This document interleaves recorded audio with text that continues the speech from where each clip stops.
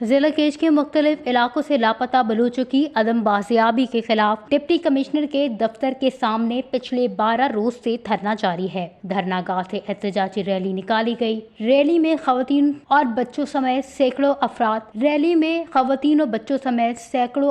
شریک تھے۔ ریلی اور مظاہرے میں بلوچ یکجہتی کمیٹی، BSO کے سابق چیئرمین ظریف زند، تربت سول سوسائٹی، حق دو تحریک، نیشنل ڈیموکریٹک پارٹی، مرکزی جمعیت اہل حدیث کیج، BSO بچار، BSO تربت سول سوسائٹی کے رہنما موجود تھے۔ بازار کے فٹ بال چوک سے ریلی کے شرکاء نے نعرے لگاتے ہوئے مین شاہراہ سے تربت کے مرکزی چوک پر پہنچ کر احتجاجی مظاہرہ کیا۔ لاپتہ افراد کے فیملیز نے کہا ہے کہ ہمارے پیاروں کو رات گھر سے اٹھایا گیا ہے، جھوٹے الزامات لگا کر ہمارے پیاروں کو لاپتہ کیا گیا ہے، ہم نے مجبوراً احتجاج کا راستہ لیا ہے۔ مظاہرے کے شرکاء نے بتایا ہے کہ حکومت کیج کے عوامی نمائندوں اور ضلع انتظامیہ کی بے بسی کی انتہا ہے کہ لاپتہ افراد کی فیملیز پرامن احتجاج کر رہے ہیں، انہیں انصاف فراہم نہیں کیا جا رہا ہے اور نہ ہی عوامی نمائندوں کی جانب سے آواز بلند کی جا رہی ہے۔ شدید گرمی میں پچھلے 11 روز سے سڑکوں پر پڑے ہیں،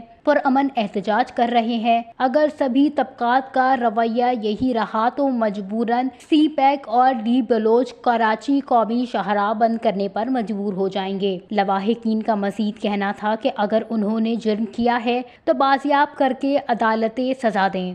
وش نیوز، کیج، بلوچستان۔